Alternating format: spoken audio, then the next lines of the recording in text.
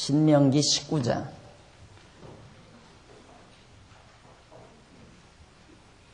아마 지난 시간에 1절로 10절까지 읽은 것 같은데요. 우리 1절만 잠깐 보십시다. 네 하나님 여호와께서 이 열국을 멸절하시고 네 하나님 여호와께서 그 땅을 내게 주심으로 내가 필경 그것을 얻고 그들의 각 성읍과 각 가옥에 거할 때에 네 하나님 여호와께서 내게 기업으로 주신 땅 가운데서 새 성읍을 너를 위하여 구별하고 네 하나님 여호와께서 내게 유업으로 주시는 땅의 전체를 3구로 구분하여 그리로 구분하여 그 도로를 닦고 무릇 살인자를 그 성읍으로 덮이게 하라. 신명기 19장은 바로 억울한 죽음을 금하는 내용이라고 그랬습니다. 율례에 대한 교훈을 19장에서부터 20장까지 모세가 백성들에게 해주는 내용 가운데서 19장으로부터 21장 지금 교재 1157페이지 표시입니다. 1157페이지 중간에 한쪽 가로 생명에 대한 율례라고 그랬죠. 하나님 생명의 근원이기 때문에 생명을 소중하게 할 수 있도록 율례를 정해주신 그 율례 내용을 우리가 살피는 중입니다. 그 생명을 소중하게 그렇게 하나님께서 보호하기 위해서 첫 번째로 19장에서 1158페이지 19장에서 억울한 죽음을 금하는 억울한 죽음을 죽지 않도록 하는 그러한 율례를 바로 19장에서 명해 줍니다.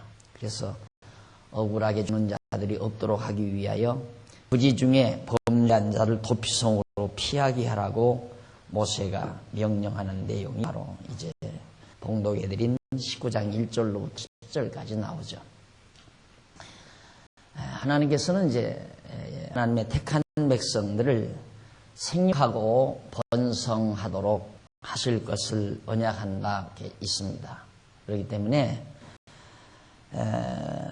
당신의 사랑하는 택한 백성들이 억울하게 자꾸 죽어가게 되면 하나님의 언약 성취에도 차질이 있을 뿐만 아니라 또 생명은 하나님께서 소유주가 되시기 때문에 억울한 죽음은 죽지 않도록 보호하시는 하나님의 섭리가 19장에 소개되고 있습니다. 이런 것들을 혹시라도 어떤 자들이 생명의 존엄, 생명을 소중하게 여기는 것이 마치 그것이 근본적인 어떤 천리인 양, 진리인 양 이렇게 생각하는 자들이 많이 있지만은 이것은 철저히 인본주의에서 출발하는 거죠. 그러니까 생명의 소중함이란 거기서 멎는 것이 아니라 생명을 소중하게 여기는 이유는 하나님의 존재 때문입니다. 생명의 주인이신 하나님이 존재하기 때문에 생명을 소중히 여기는 거지 생명 자체를 근본적으로 소중히 여기는 것은 인본주의로부터 시작된다. 그래서 이 생명이라고 하는 것,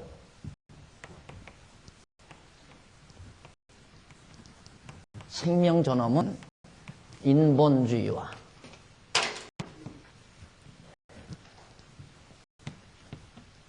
신본주의로부터 시작이 되는데 인본주의자들의 생명 존엄은 무신론에서부터 시작이죠. 무신론.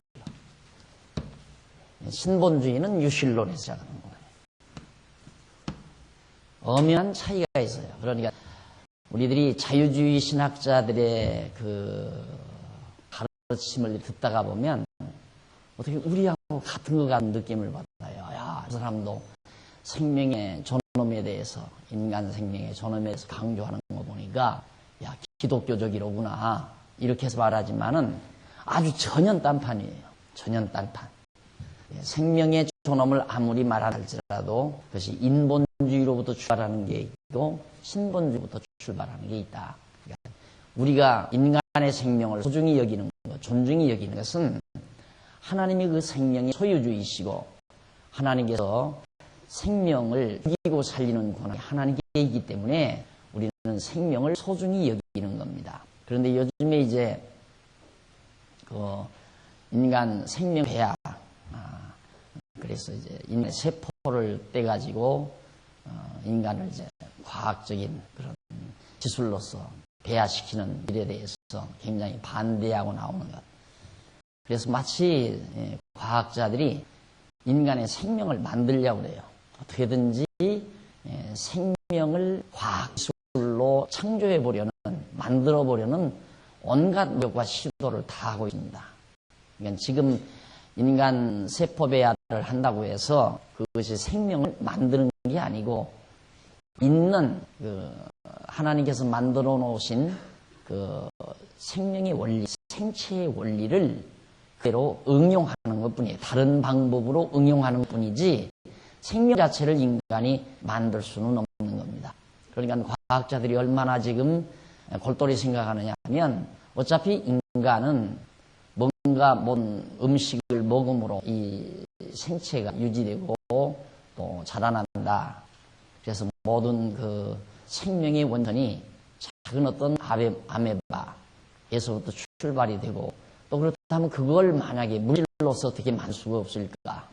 그래서 만약에 물질로서 어떤 아메바나 또한 세균 같은 것이 물질 자체로 만들어질 수 있다면 과학으로 생명을 만들 수 있다. 이런 어리석은 생각들을 많이 하지만은 아직도 생명의 신비는 과학에서 전혀 찾아내지 못하고 있는 것이 사실입니다. 이유는 생명의 근원이 하나님이시고 하나님만이 생명을 좌우하시는 전능자이시기 때문에 그래서 우리는 바로 하나님을 전제하고 생명을 소중히 여기라고 성경이 가르치는 건데 인본주의자들은 인간 생명이 가장 소중한 것이다. 인간을 기초로 하는 거니까 그래서 인간의 생명을 소중히 여겨서 절대로 사형제도도 그런 의미에서 폐지해야 된다. 이런 측면으로 나아가게 되는 겁니다. 그런 같은 생명의 존엄 사상을 가지지만은 인본주의에서 출발한 생명의 존엄 사상도 있고 신본주의에서 출발한 생명의 존엄 사상이 있다는 사실을 기억해 두시는 것이 좋습니다. 우리는 신본주의에 익한 생명의 존엄 사상입니다. 자, 그래 넘어가 이제 그 분야에 대해서 이제 모세는 어떻게든지 가나안 땅 들어가서 이스라엘 백성들이 살 때 억울하게 사람들이 죽어가면 안 되잖아요. 그래서 그걸 방지하기 위해서 하나님께서 모세에게 명한 대로 가나안 땅에 여기저기 성읍을 3개를 정해놓고 도로를 길을 잘 타서 억울하게 죽어야 할 자들이 죽지 않도록 도피성에 피하게 만들어라 하는 얘기입니다. 그것이 바로 지금 1절로 10절까지 해서 당부하는 그런 내용입니다. 그럼 넘어가서 1161페이지 1161페이지에 보면 60페이지에서부터 보십시다. 60페이지 8절로 10절 거기서부터 조금 읽어보십시다. 밑에 부분 하단 부분에 8절로부터 10절은 모세가 구별한 새 성읍에 의해 새 성읍을 더 구별하여 무죄한 피를 흘리 없게 하라는 내용이 거기 기록되어 있습니다. 그런데 하나님 여호와께서는 이스라엘 족에게 언약하신 대로 그 지경을 넓혀주시게 됩니다. 그리고 이스라엘에서는 모세의 명령을 지켜 행하여 하나님 여호와를 사랑하고 그 길로 행하게 됩니다. 그때에 새 성읍을 더 구별하여 무죄한 피를 흘림이 없게 하라고 그렇게 말하는데 그것은 이 무죄한 피를 없게 하라고 하는 그것은 하나님 여호와께서는 이스라엘 자손의 생명을 매우 소중하게 여기서 그 자손으로 하여금 생육하고 번성케 하여 주시겠다는 언약을 이루기 위한 이유함인 것이다. 그 이유를 목적과 이유를 잘 밝혀드렸어요. 그리고 무죄한 피가 이스라엘 자손에게 돌아가지 않게 하려는 것이 바로 이 규례에 대한 목적이었죠. 그런데 이 윤리는 이렇게 무죄한 피를 흘리지 말라는 이런 윤리는 예수 그리스도께서 십자가에서 죽으심으로 무죄한 피를 흘리실 것에 대한 예표로서의 모형과 그림자입니다. 그림. 스데반은 말하기를 너희 조상들은 선지자 중에 누구를 빡지 아니하였느냐. 의인이 오리라 예고한 자들을 저희가 죽였고 이제 너희는 그 의인을 잡아준 자요 산자가 되나니 너희가 천사의 전한 율법을 받고도 지키지 아니하였도다. 무죄한 자의 피를 흘리지 말라고 모세는 가르쳤는데 유대인들은 지금 예수님 당시 유대인들은 죄 없는 빌라도까지라도 예수는 무죄하다고 선언한 그 무죄한 예수의 피를 유대인들이 너희들이 흘렸다. 그러니까 너희들이 율법을 알면서도 율법을 범했다라고 하는 내용을 스데반이 그렇게 설교한 게 있습니다. 따라서 유대인이 율법을 어기고 예수를 죽여 무죄한 의인의 피를 흘렸다는 이런 사실은 이 율례를 범한 결과가 되지는 거죠. 그 다음 이제 19장 11절로 13절에 보면 고의로 사람을 죽인 자는 피할 수 없게 하라고 그렇게 당부합니다.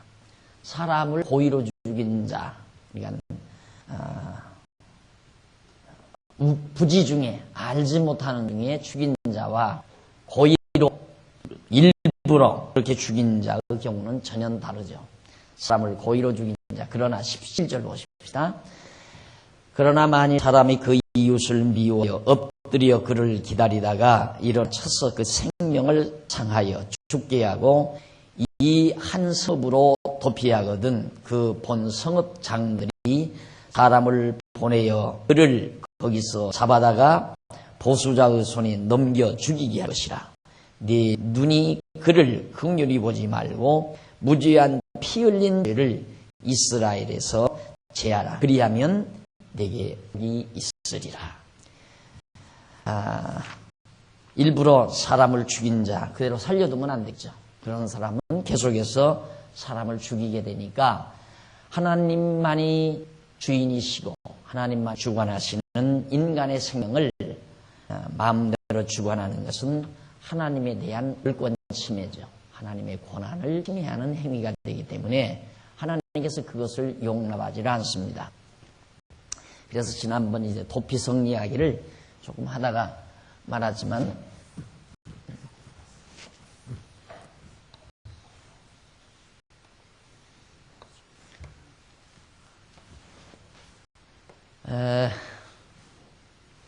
지금 하나님께서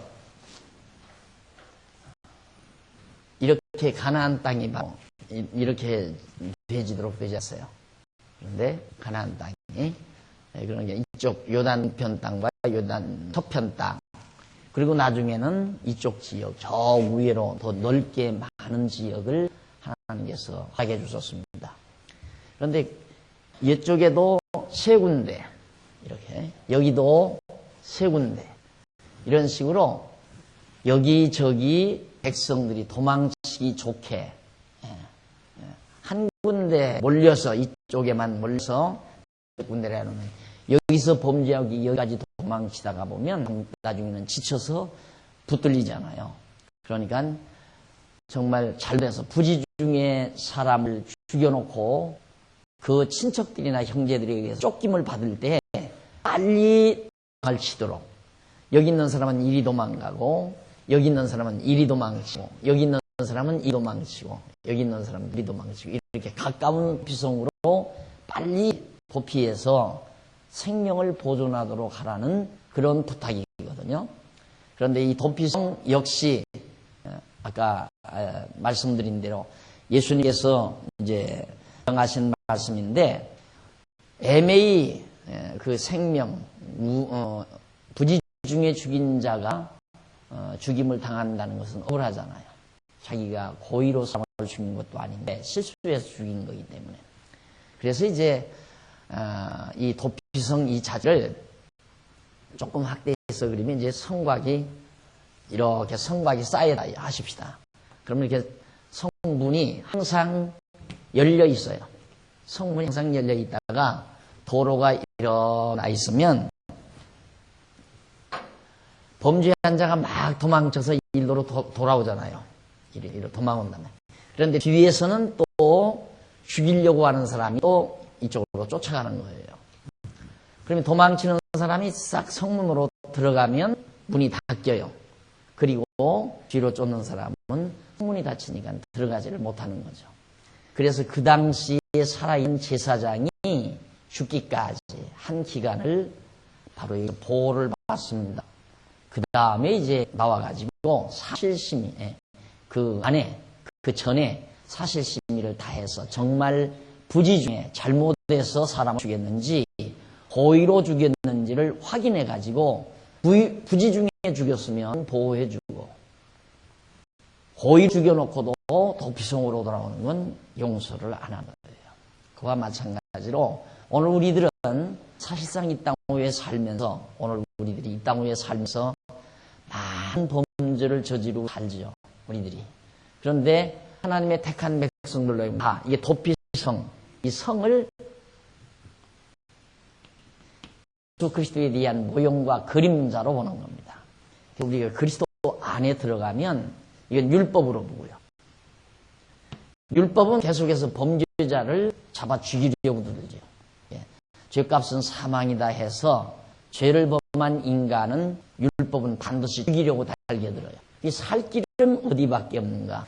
살 길은 예수 그리스도밖에는 없다. 그래서 그리스도와 들어간 자들은 다 율법 아래서 보호함을 받는, 율법의 정죄 아래서 보호함을 받는 이 진리에 대한 하나의 모형과 그림자로서 바로 이 도피에 대한 규례가 우리에게 주어진 것이다 라는 사실입니다. 그 다음 넘어가서 1162페이지 1162페이지 위에서 다섯째 줄을 보면 19장 14절 나와요. 기업된 소유의 땅의 지계표를 이동하지 말라고 그렇게 말합니다. 자, 여기 보면 내 하나님 여호와께서 내게 주어 얻게 하시는 땅, 곧 내 기업된 소유의 땅에서 선인 정한 내 이웃의 경계표를 이동하지 말라. 이 선인이란 말은 무슨 손님이라는 말이 라손임? 네, 리손임이라는 말인데 그것은 선조들, 조상들 이런 그런 뜻을 가지고 있어. 경계표는 하나님 아버지께서 이스라엘 자손에게 땅을 얻게 하시고 그 지파와 가족별로 선조들 시대에 그 땅의 경계를 정해서 주신 것이다. 그러니까 땅의 경계표를 옮긴다고 하는 것은 그 가족을 죽인다는, 굶어 죽인다는 말과 같은 거죠. 네, 기업이 없으면, 땅이 없으면 굶어 죽잖아요. 네, 기업이 없으면. 그러니까 하나님께서 이렇게 철저히 억울하게 죽거나 굶어 죽는 생명이 없도록 그걸 철저히 보호하라고 가르치는 것이 바로 19장에 있는 중요한 내용입니다. 그래서 하나님께서는 우리의 생명을 보호해 주시고 지켜주신다는 진리를 우리에게 밝혀주는 거죠. 그런 의미에서 오늘 우리가 그리스도 안에서 살게 됐다는 것이 얼마나 다행스럽고 아름다운 일인가. 우리 그리스도 밖에서는 영원한 생명을 얻을 수 없는데 우리는 이미 그리스도 안에서 영원한 생명에 대한 보장을 받았잖아. 이제는 뭐 끄떡 없어요. 어느 율법도 우리를 죽일 수가 없는 영원한 생명을 얻었다. 영원한 생명을 얻었다. 어디에서? 예수 그리스도 안에서. 그래서 예수 그리스도는 우리의 영원한 도피성이죠. 이스라엘 백성들은 땅 위에 있는 자그마한 인간들이 만들어 온 도피성 안에서 육신의 생명을 보장받았지만은 오늘을 사는 우리들은 영원한 도피성이 되시는 예수 그리스도 안에서 영원한 생명을 얻게 됐다. 뿐만 아니라 우리에게는 정말 영원한 기업, 하나님의 나라 영원한 기업을 주셔서 영원토록 먹고 살 수 있는 영생의 양식을 우리는 공급받는 하나님의 백성이 됐다는 것. 이런 사실들에 대한 하나의 모형적이고 예표적인 윤례들임을 우리들이 알 수가 있습니다. 그 다음 이제 1162페이지 아래 부분에 보면 19장 15절로 21절에 형제에 대해 위중한 자는 꾀한 대로 갚으라고 그렇게 당부합니다. 위증죄, 이게 매우 무서운 죄로 성경은 밝혀주고 있습니다. 15절 봅시다. 사람이 아무 악이든지 범한 죄는 한 증인으로만 정할 것이 아니요 두 증인의 입으로나 세 증인의 입으로 그 사건을 확정할 것이며 만일 위증하는 자가 있어 아무 사람이 악을 행하였다 말함이 있으면 그 논쟁은 양방이 같이 하나님 앞에 나아가 당시 대사장과 재판장 앞에 설 것이요. 18절 재판장은 자세히 사시하여 그 증인이 위증이라는 그 형제를 그 형제를 거짓으로 무함한 것이 판명되거든 그가 그 형제에게 행하려고 꾀한 대로 그에게 행하여 너희 중에서 악을 제하라. 그리하면 그 남자들이 듣고 두려워하여 이후부터는 이런 악을 너희 중에서 다시 행하지 아니하리라. 네 눈이 그물이 보지 말라. 생명은 생명으로, 눈은 눈으로, 이는 이로, 손은 손으로, 발은 발론이라 하는 말씀. 이게 이제 율례. 그러니까 이제 이 도피성을 간다 하더라도 정말 고의로 죽였는지, 애매히 죽였는지, 애매히 죽임 당했는지, 부지 중에 죽였는지 알 수가 없잖아요. 그럼 그 증인을 세워요. 근데 증인 한 사람 가지고 안 된다 이거죠. 증인을 적어도 2사람이나 3사람을 세워라. 그래서 증인을 댔는데 이 사람이 그 사람을 죽인 것은 그냥 부지 중에 죽인 것처럼 위장을 해서 바로 그 사람을 죽였다. 고의로 죽인 것이다. 실제는 고의지만은 사실은 위장해가지고 부지 중에 죽인 것처럼 그렇게 말했다. 그렇게 증거를 한 것이다. 예를 들면 그럴 수도 있잖아요. 저 사람을 내가 이기고 싶은데 그냥 만약에 고의로 죽이면 자기가 죽임을 당하니까 그 사람들 오늘 나하고 등산을 가자.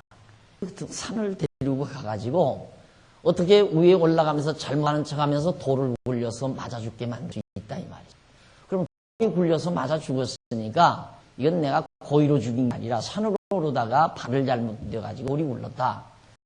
그런데 그 증인이 없으면 어떡하냐. 증인을 세울 때 한 사람 증인을 가지고는 안 된다 이거죠. 2사람이나 3사람이나 증인을 세워가지고 그게 거짓으로 판명되면 죽으면 죽음으로, 이가 다쳤으면 이로, 팔이 다쳤으면 팔로 그 보복자가 하고자 하는 대로 하도록 해줘라 이 말이에요. 그렇게 해서 절대로 가나안 땅에서 악이 자리 잡지 못하게. 악이란 말은 여기서 말하는 위증이죠. 위증.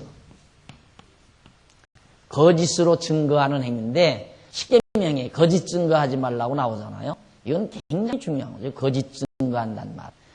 거짓이 일단 통하는 사회가 돼버리면 정말 완전히 사회는 엉망진창이 돼버리고 만다. 요즘 보세요. 우리나라도 국회가 거짓이 통용이 되니까 온갖 뭐가 진실이고 뭐가 거짓인지 알 수 없잖아요. 지금 우리들은 혼미해서 도대체 뭐가 진실이고 뭐가 거짓인지 아무도 모르겠잖아요. 이렇게 되면 이제 모든 자라나는 젊은 세대들도 세상은 진실되게 사는 건 참 바보 멍충이 같은 인간이로구나. 어떻게든 세상은 거짓을 통해서라도 불의를 통해서라도 내 몫을 챙기는 것이 그것이 위대한 똑똑한 사람이다. 이게 통하게 되면 완전히 사회는 말할 수 없이 부패해져 간다 이 말이죠. 하나님께서는 절대 거짓을 위증을 용납지 못하도록 이렇게 명하고 있습니다. 그런데 이런 사실은 1163페이지 밑에서 7째 줄바꿈 보시면 이상에서 모세가 명한 생명에 대한 율례 가운데 억울한 죽음을 구하는 율례는 예수 그리스도를 억울하게 죽인 자들을 멸망시킬 것에 대한 예표로서의 모형과 그림자이다. 억울하게 죽인 자들을 멸망시킬 자, 억울하게 죽인 죽인 자가 누굽니까? 바로 그것이 유대인들이죠. 그 당시에 바리새인과 서기관들과 제사장들. 그래서 너희들은 정말 소돔과 고모라보다 또 소돔과 고모라 사람들이 너희보다 더 구원 얻기가 쉽다. 그러니까 다 멸망당할 것을 말해주었습니다. 사도 바울은 말하기를 죽일 자를 하나도 찾지 못하였으나 빌라도에게 죽여달라 하였으니 성경에 저를 가리켜 기록한 말씀을 다 응하게 한 것이라. 성경에 저를 가리켜 한 것이다. 사도행전 13장에 나오는 거죠. 그러니까 죽일 자를 하나도 찾지 못하였으나 빌라도에게 죽여달라 하였으니 죄 없는 자를 죽여달라 했다 이 말이죠. 그러니까 율리에 죄 없는 자는 죽이지 말라 했는데 죄 없는 자를 죽이라고 거짓 증거하는 자들 이런 악을 다 제하라. 이런 모든 말씀들이 누구를 가리켜? 예수 그리스도를 가리켜 예언한 것이다. 그걸 이루게 하신 것이다 이 말이죠. 그러니까 오늘 지금 여기 도피성 율례나 그 다음 거짓 증거 율례나 이런 모든 율례들이 그리스도를 가르친 율례들이다 이 말이죠. 그래서 예수 그리스도가 그 모든 걸 다 이루셨다.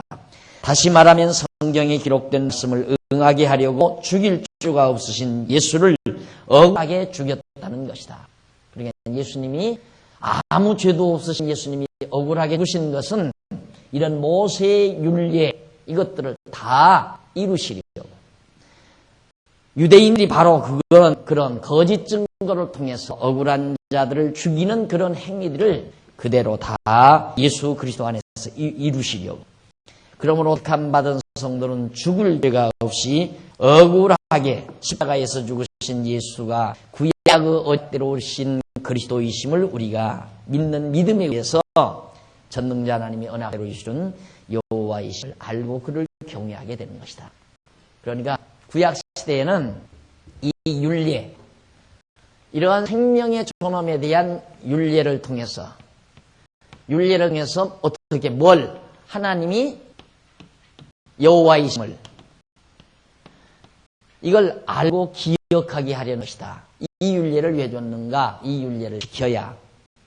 야, 왜 저 사람은 도피성으로 왜 도망가니? 야, 여호와 하나님이 그렇게 하라고 했다. 그래서 여호와를 잊어버리지 않게 하는 거죠.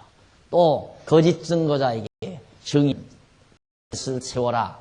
그렇게 해서 이제 이는 이로 가고 팔은 팔로 가고 눈은 눈으로 가라. 이랬을 때 왜 그렇게 해야 되느냐? 용서할 수도 있지 않느냐? 요즘처럼 사람을 죽인 사형범도 절대 사형제도를 폐하자. 종신형을 내리면 되지. 왜 사형수를 갖다가 꼭 죽여야만 되느냐? 그래서 어떤 사람들은 그래요. 이 바로 사형제도는 기독교 정신과는 위배하는 걸로 그렇게 착각하는 사람들이 있어요. 구약에 보면 죽이라는 가 천지예요. 구약에 보면. 그러니까 바로 똑같은 생명의 존엄이라는 것이 아까 말한 두 가지 말을 해드린 이유는 다르다. 똑같이 생명의 존엄을 말한다고 해서 다 기독교적인 게 아니다. 그런 얘기예요. 그러니까 여호와 하나님을 이 율례 통해서 기억나게 했듯이 오늘 우리로서는 예수가 그리스도이심을 통해서 이걸 통해서 하나님이 여호와이심을 알린 것이다. 따라서 우리는 이제 예수 그리스도가 필요한 것이 모세의 율례나 규례나 법도가 필요한 것이 아니다. 우리는 구태여 모세의 율례와 법도와 규례를 통해서 하나님을 여호와로 하는 게 아니라 이 모든 율례와 규례를 이루가신 예수 그리스도를 통하여 하나님이 여호와이심을 알고 경외하며 섬기는 것이다. 그런 뜻입니다. 그 다음 이제 두 번째는 이제 생명에 대한 율례 가운데 첫 번째는 억울한 죽음을 금하는 내용이고 두 번째는 전쟁 시에 생명을 보호해주는 내용입니다. 전쟁할 때에도 생명을 절대 보호해라 한 얘기예요. 자, 우선 거기 20장 1절로 9절 64페이지 1164페이지 20장 1절로 9절에 보면 염려가 있는 자는 귀가시켜 무리를 경고케 하라고 당부합니다. 1절 보십시다. 네가 나아가 대적과 싸우려 할 때 말과 병거와 민중이 너보다 많음을 볼지라도 그들을 두려워 말라. 애굽 땅에서 너를 인도하여 나신 네 하나님 여호와께서 너와 함께 하시느니라. 자, 참 이 말씀이 참 대단한 얘기죠. 네가 나가서 대적과 싸우려고 할 때, 대적의 병거나 민중이, 그 군대들이 수가 아무리 많아도 너는 그걸 보고 두려워하지 말라. 두려울 거 하나도 없다. 왜? 애굽 땅 종되었던 집에서 인도해내신 하나님 여호와가 너와 함께한다 이 말이에요. 그러니까 전쟁에 이기고 지는 것이 군대의 수가 많고 적음에 달려있는 게 아니다. 전쟁에 이기고 지게 하는 것은 하나님의 주권에 달려있다 이 말이죠. 그러니까 내가 너와 함께하니까, 하나님께서 너와 함께하니까 너는 두려워하지 말라 이 말이죠. 그 예가 다윗의 경우 잘 드러났잖아요.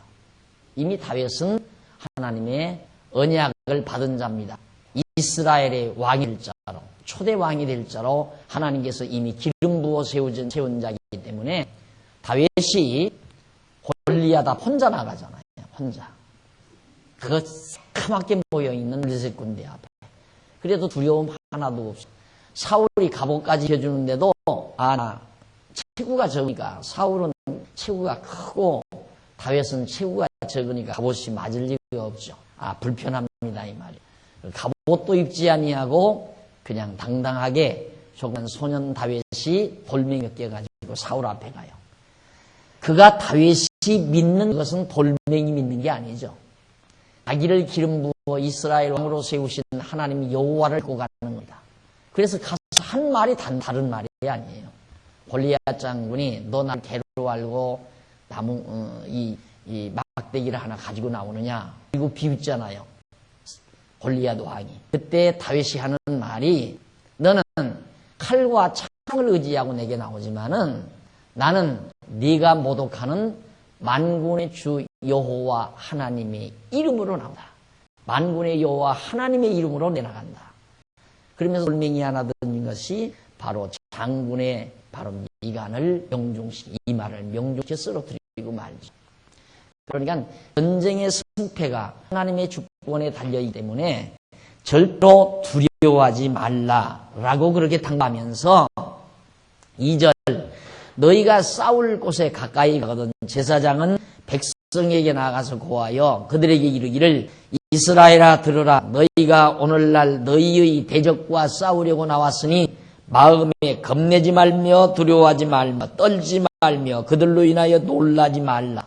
너희 하나님 여호와는 너희와 함께 행하시며 너희를 위하여 너희 대적을 치고 너희를 권하시는 자니라 할 것이며, 유사들은 백성에게 고하여 이르길, 새 집을 건축하고 낙성식을 행치 못한 자가 있느냐? 그는 집으로 돌아갈지니 전하면 타인이 낙성식을 행할까 하라.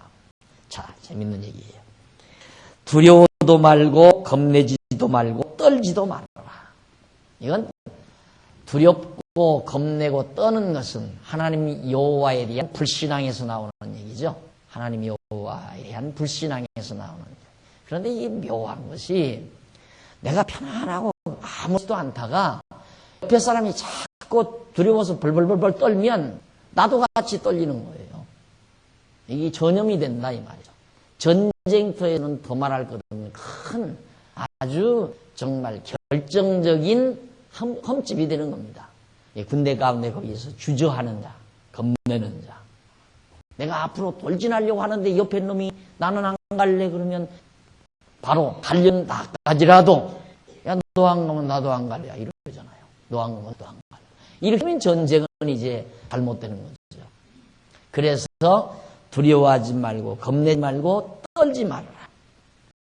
그런데 재미난 것은 하나님께서 그 군대들 가운데 유사들은 5절에 보세요. 백성에게 고하여 이르기를, 새 집을 건축하고 낙성식을 행하지 못한 자가 있느냐? 집을 새롭게 다 건축을 했어요. 그리고 낙성식을 하고 이제 들어가 이사를 하고 살려고 한다가 군대 집을 당했다 이 말이죠. 그 사람은 전쟁터에 가서도 무슨 생각만 하겠어요? 재수 없다. 새 집을 지었는데 이사도 못 가고 낙성식도 못 하고 그렇게 항상 전쟁에는 관심이 없고 거기에만 마음이 빠져 있다 이 말이죠. 그렇게 되면 그런 사람은 마음이 약할 수 있고 또 있고 두려워할 수도 있다 이 말입니다. 그러니까 그런 사람은 돌려보내라. 왜? 집으로 돌려내라 이 말이죠. 왜냐하면 그 사람이 짓고 잘 세워놨는데 다른 사람이 낙성식을 하고 거기 이사한다면 더더군다나 얼마나 화가 나겠어요. 자기가 애써서 지은 집에 한 사람이 들어가서 살게 되는 거. 이거 불공평하고. 하나님께서 그런 사람은 집으로 돌려보내가지고 낙성식도 하고 들어가 살도록 해라. 이게 일반적으로는 안 되는 일이죠. 불공평한 게 아니에요. 어떻게 보면. 어떤 사람은 군대 가서 싸우다가 죽어야 되고 어떤 사람은 새집 졌다고 안 가고 이렇게 되면 아마 우리나라 사람 같으면 어떻게 하는가. 군대 징집받을 무렵쯤 되면 빚을 얻어가더라도 은행돈을 얻어다도 새집 질 거예요 아마. 안 그래요? 군대 가려고. 그런데 하나님께서 그런 사람은 절대 집으로 귀가시켜라. 그걸 보면 얼마나 하나님이 전쟁을 책임지시는 분가. 그 사람이 있다고 해서 전쟁에 이기고 없어서 지는 게 아니니까. 어차피 전쟁은 하나님의 작정 섭리에 따라 이기거나 지거나 한다 이 말이죠. 그러니까 사람이 있고 없고가 중요한 게 아니니까 정말 전쟁을 위해서 두려워하지 말고 떨지 말고 겁내지 않는다. 그런 자들로 하여금 똘똘 뭉쳐지도록 하나님께서 지금 준비시키는 겁니다. 그 다음 6절 그뿐만 아니라 집만이 아니라 포도원을 만들고 그 과실을 먹지 못한 자가 있느냐? 그는 집으로 돌아갈지니 전사하면 타인이 그 과실 먹을까 하노라. 또 여자와 약혼하고 7절 여자와 약혼하고 그를 취하지 못한 자가 있느냐? 그는 집으로 돌아갈지니 전사하면 타인이 그를 취할까 하노라 하고 8절 유사들은 오히려 백성에게 고하여 이르기를 두려워서 마음에 겁내는 자가 있느냐? 그런 집으로 돌아갈지니 그 형제들의 마음도 그의 마음과 같이 떨어질까 하노라. 백성에게 이르기를 말한 후에 군대의 장관들을 세워 무리를 거느리게 할지니라. 집진 자, 포도원 가꾼 자, 포도원 심은 자, 그 다음 약혼한 자, 그리고 두려워 떠는 자 다 집으로 돌려보내라 이 말이죠. 강하고 담대한 자, 두려워하지 않고 떨지 않고 겁내지 아니한 자. 이게 확신한 자죠. 확신 있는 자.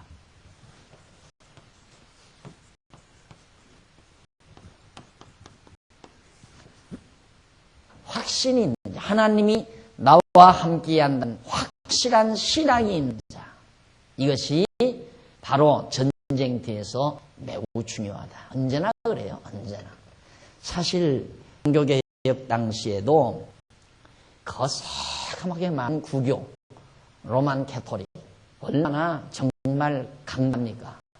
전 세계적으로 강대하고 힘있는 정말 무서운 집단인데 그 집단을 향해서 정말 소리를 외친 것은 단 하나, 루터가 당돌하게. 왜? 확신이 성경에 의해서 하나님 말씀에 의해서 로마서 1장 17절 말씀에 의해서 이 루터의 마음속에 확신이 들어가 있어요. 이건 분명하다. 그래서 담대함이 나오는 거예요. 그래서 담대하나 정말 이 두렵고 떨림이 없는 것은 확신에서 오는 것이다. 따라서 오늘 우리가 하나님을 여호와로 깨달아 알고 경외하는 이 믿음이라고 하는 것이 얼마나 우리의 강한 힘을 가져다 주는가. 확신에서 담대함도 오고 담대함에서 힘도 나오는 거거든요. 담이 약하면 떨리고 떨리면 맥이 풀리고 그렇게 돼 있죠. 인체라고 하는 것이. 그러면 강한 힘은 어디서 나오는가? 마음에서 나오는 거거든요. 어떤 마음? 확신하는 마음. 하나님이 나와 함께한다. 하나님은 절대 나를 버리지 않는다. 하나님은 철저히 나를 지키신다. 이 확신만 우리가 가지고 있으면 맥 풀릴 것이 하나도 없잖아요. 맥 것이 없다 이 말이에요. 이것이 소중한 것이다. 그래서 지금도 마찬가지죠. 우리가 이 험악한 세상, 사악한 세상, 비진리의 세상과 싸우는데도 뭐 교인 수가 많아야 싸우고 교회 예산이 많아서난 싸움을 싸우고 그거 아니에요. 그거 아니죠. 그래서 내가 요즘에는 이제 그런 말 잘 안 하죠. 왜? 이제 나 혼자가 아니니까. 많은 사람이 있으니까. 그전에야 아무도 안 하면 나 혼자라도 한다 이런 말 자주 했잖아요. 요즘 안 하니까 어떤 사람은 박 목사가 많이 약해졌다 이럴지 모르겠어요. 근데 내가 약해질 리가 없죠. 확신이 있는 한 약해질 리는 없지만은 왜 요즘에는 아무도 안 하면 나 혼자라도 한다 이 말을 왜 안 하는가? 그 말 했다가는 다 떨어질까 봐서 그러는가? 그건 아니에요. 많은 분들이 이 진리에 대한 확신을 가지고 함께 살아간다는 또 확신이 있으니까 그 대역을 할 리 없잖아요. 지금 많은 분들이 확신을 가지고 살아가는데. 그래서 가끔 그런 얘기를 해줘. 후배 모임들한테도. 목회할 때, 교회를 개척하거나 교회를 할 때 많은 분들이 협력하면 하고 안 하면 안 한다 이런 생각 아니고 진짜 확신이 있으면 아무도 안 하면 나 혼자라도 안 한다. 내가 어떤 지방 도시에 하나 뚝 떨어져 있다. 그럴 때 주변 가정이라도 나와 협력해서 연보도 해주고 또한 선교비도 대주고 그러면 내가 하지만 아무도 안 대주면 내가 뭐 하려니 나 안 하겠다. 그건 말이 안 되는 거예요. 아무도 안 해도 나 혼자라도 한다. 그래서 이 동남아의 태국으로 곧 이민 가실 한 가정이 있는데 그 여자분이 성도대학을 졸업을 했어요. 엊그저께 전화가 와가지고 목사님 하나님께서는 나 우리 교회 안 나오는 분이 지방에 계시다가 공부하고 이제 태국으로 이민을 가는데 하나님께서 나를 태국 선교사로 보내는가 봐요. 그래요? 가서 뭐 하려고요? 가서 한 1년 동안 보면서 상황 봐가지고요. 음식점을 하든가 제가 요리사 자격증을 미리 따놨대요. 그걸 딸 때 하나님께서 이런 거 뭐하러 딸라고 따게 하실까 했더니만 이때 아마 써먹으시려는가 봐요. 그러면서 자기가 태국을 가면 선교사로 일하겠다는 거예요. 바로 그거죠. 왜 그래요? 확신 때문에. 이 확신 때문에. 중요한 겁니다. 이거. 그러니까 우리 이스라엘 백성들이 전쟁을 일으키는데 의심이 있거나 겁나거나 두렵거나 떨리는 자는 다 돌려보내버리라 이 말. 다 돌려보내. 그리고 미련이 있는 자도 돌려보내버리고 집 지어놓고 포도원 갖고 약혼해놓고 얼마나 미련이 있겠어요. 나가 죽으면 어떤 놈이 내 집 가져가려는가. 나 죽으면 어느 놈이 내 포도원은 다 차지할까. 나 죽으면 내 귀여운데 약혼녀를 누가 데리고 살까. 얼마나 미련이 있겠어요. 그러니까 그런 사람 다 돌려보내라. 역시 진리 싸움이라는 것은 똘똘 한 덩어리로 뭉치는 데 있어요. 거기 자꾸 깐족되면 안 돼. 깐족되는 사람은 돌려보내요. 이유가 있고 깐족되면. 진리 싸움이 무슨 이유가 있어요. 확실하고 분명한 확신에 차 있는 정병들로 뭉쳐야 하나님께서 그들을 통해서 전쟁에 이기게 해준다라는 뜻입니다. 그래서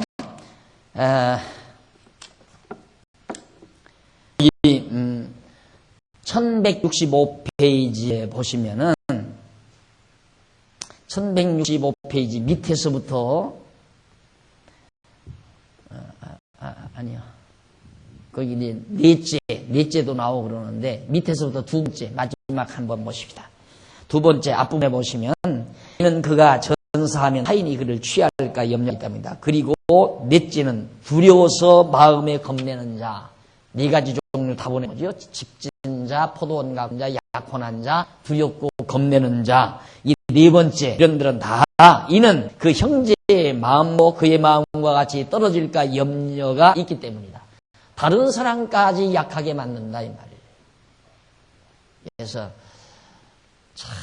제가 이걸 알면서도 참 그걸 시도를 하려고 이 교회를 해보니까요.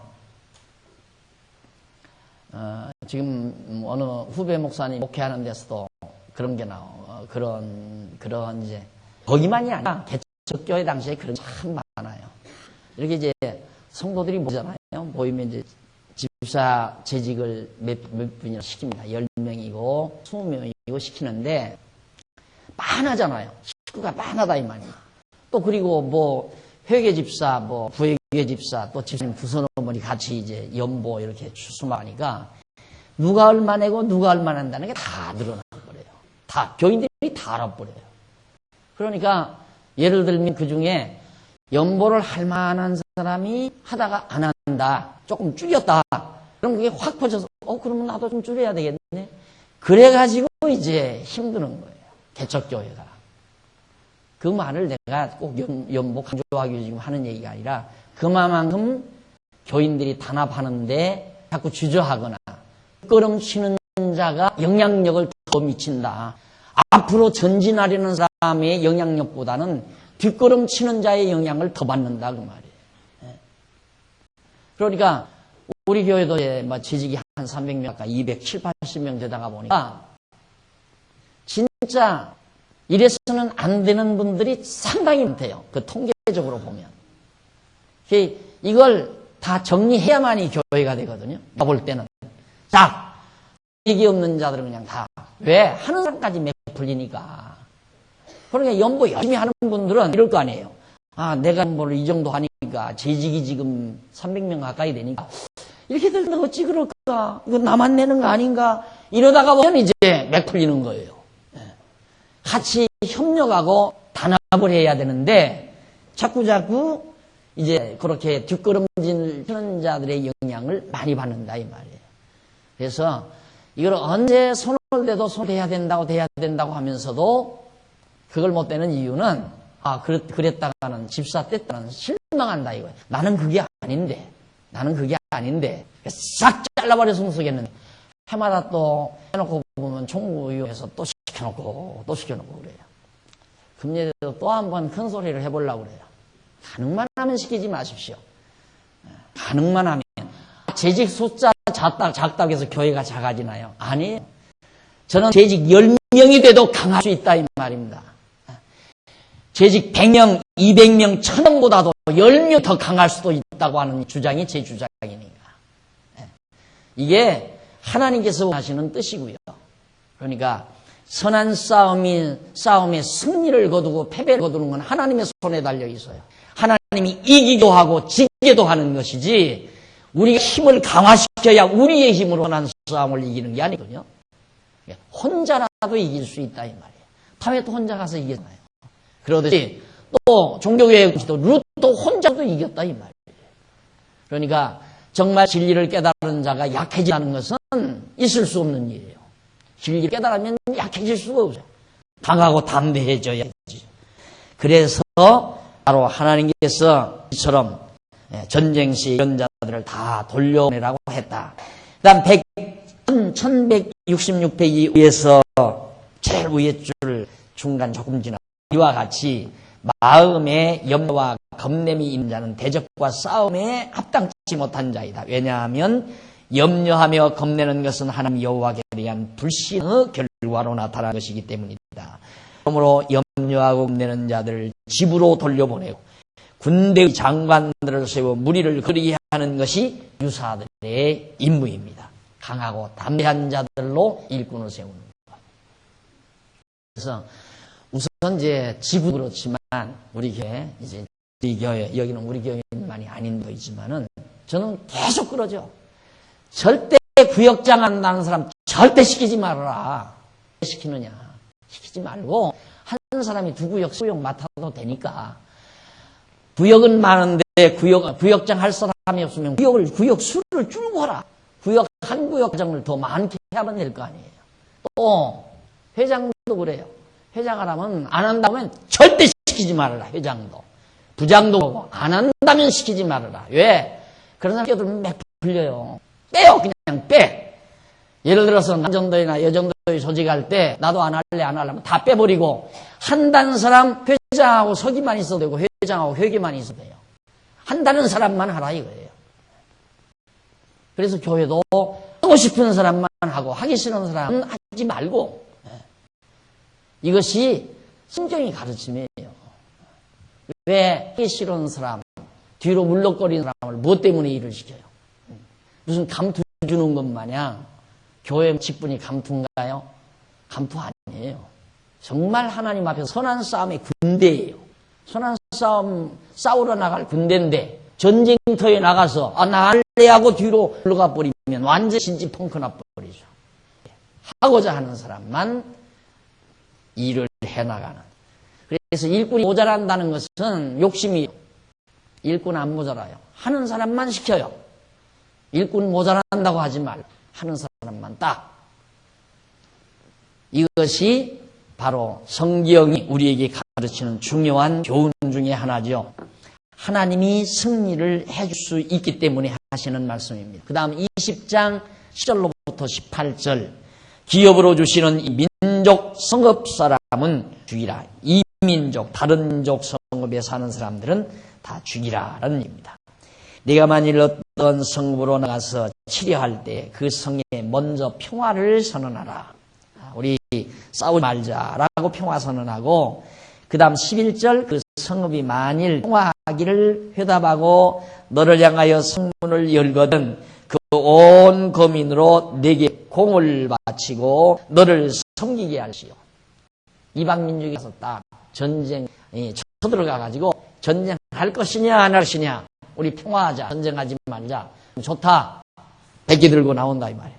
그러면 가서 그 성읍에 들어가서 다 점령한 다음에 그 성읍으로 하여금 조공을 바치게 해라. 바쳐서 이스라엘 백성을 섬기게 하라 이 말이에요. 그런데 사실 솔로몬 때는 전쟁도 안 하고 자기들 스스로가 조공을 가지고 다윗 왕으로 모여들죠. 그것이 하나님께 분부하는 말씀입니다.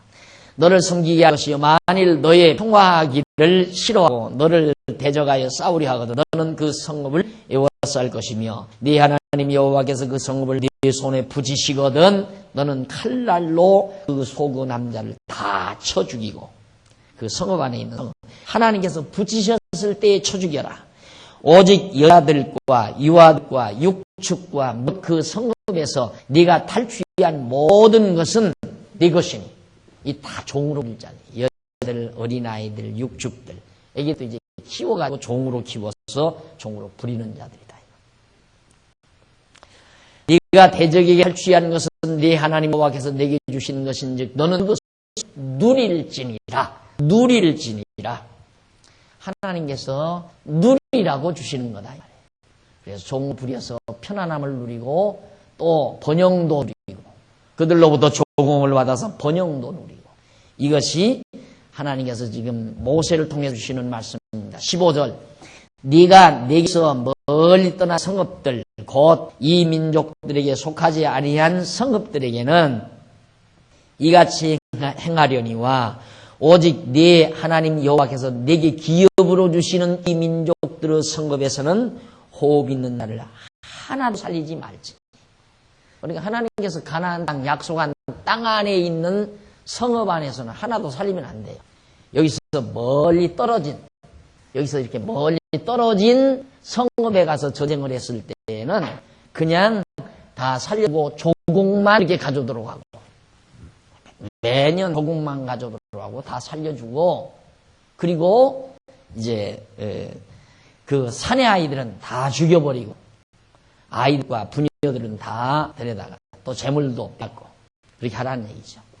그러나 내 영역 안에 있는 성읍들에게는 이같이 행하니와 오직 16절 오직 네 하나님 여호와께서 내게 기업으로 주시는 이 민족들의 성읍에서는 호흡 있는 자는 하나도 살리지 말라. 다 죽여버리라 이 말이죠. 곧 헷 족속과 아모리 족속, 가나안 족속, 브리스 족속과 여부스 족속을 네가 진멸하되 네 하나님 여호와께서 내게 명하신 대로 하라. 이는 그들이 신들에게 행하는 모든 가증한 일로 너희에게 가르쳐 본받게 하여 너희로 너희 하나님 여호와께 범죄케 할까 하라. 여기 있는 자들 이 성 안에 있는 가나안 7족속들은 들어가자마자 하나도 남기지 말고 다 죽이라. 이유는 죽이라는 이유는 다른 거 아니에요.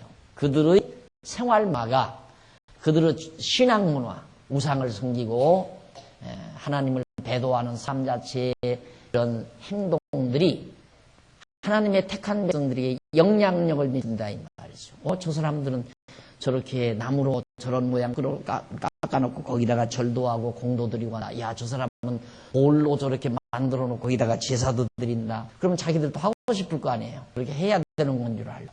그러니까 그런 거 일절 경험하지 못하게. 그러니까 얼마나 하나님께서 이 광야에서 아무것도 없는 광야에서 여기서 이제 출생한 자들은 40세 됐잖아요. 여기 들어갈 자들이. 여기서 20세 된 자는 지금 60세가 되고. 그러니까 60세에서 40세. 여기서 출생해서 처음 여기에서 처음 출생한 자. 그럼 60세 미만의 사람들이 지금 여기를 다 들어간 거예요. 그 전의 사람은 다 있고.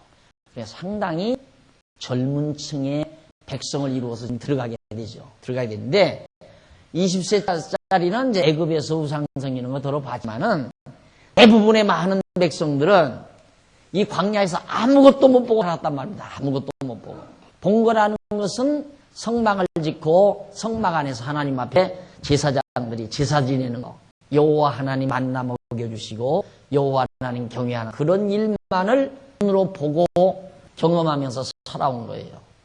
그러니까 이런 자들이 순수하게 이 안에 들어가서 여기서도 그렇게 살아야 되는데 여기 사는 실족 속들을 덜어 남겨둬 버리면 그들의 생활물을 답습해서 결국은 하나님을 잊어버리고 범죄할까 두려우니까 다 죽여버리라고 그렇게 당부한 내용이 바로 지금 18절까지의 내용입니다. 자, 그러면 그 끝부분에서 한번 좀 정리해 봅시다. 1167페이지에 보면 밑에서부터 세 번째 줄 중간 1167페이지 밑에서 세 번째 중간. 그러니까 이 내용은 인륜적인 도덕적 차원에서 이해하지 말고 종교적인 계시 차원에서 이해해야 한다. 성경은 인륜인 도덕서가 아니라 종교적인 계시다. 계시서이다라는 얘기죠. 어떻게 하나님은 그렇게 무자비할까? 어떤 사람 좀 채권이나 읽는 사람들이 그런 말 많이 하잖아요. 아, 성경은 너무 무자비해. 성경에서 말하는 기독교신은 너무 무자비하다 이거예요. 왜? 막 주니까.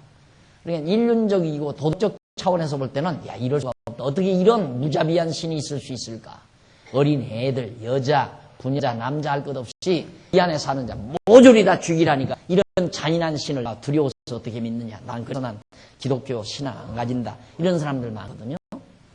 거듭 말씀드리지만 성경은 인륜적인 도덕서가 아니에요. 종교적인 계시서예요. 하나님 여호와를 알게 하려는데 근본 목적이 있으니까. 저도 만약에 못 깨달았다면 정말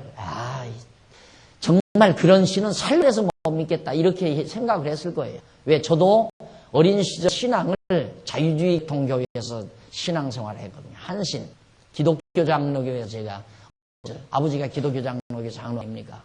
그러니까 완전히 자유주의 동의 교회에서 내 어린 시절 신앙교육을 받았기 때문에 한참 정신이 깨어나려 이 정신세계가 눈뜰려 대단했죠. 제가 함석헌 씨를 얼마나 좋아했는데요. 함석헌 할아버지. 그때 돈이 없어서 함석헌 씨 명예에서 강의한단 말 지방에서 신문에 나면 야, 이거 어떻게 쌀바니에서 쌀 퍼다가 팔아가지고 기차 타고 한번 서울 가서 들을까 이런 생각도 많이 하고 그랬어요. 그러니까 얼마나 자유주의고 인본주의적입니까 이 사고가. 그거 갔으면 이 기독교 신 이거 엉터리다 이거 이런 자린노도한 신이 어딨느냐. 그래서 완전히 휴메니스트가 되었을 거예요 제가. 그런데 성경은 그게 아니에요.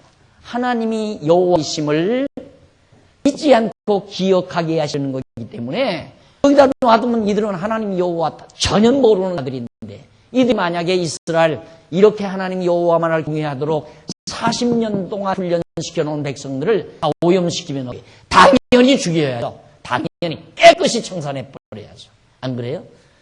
그래서 납득이 가고 당연한 것이고요. 차 한 잔 드시고 가십시오.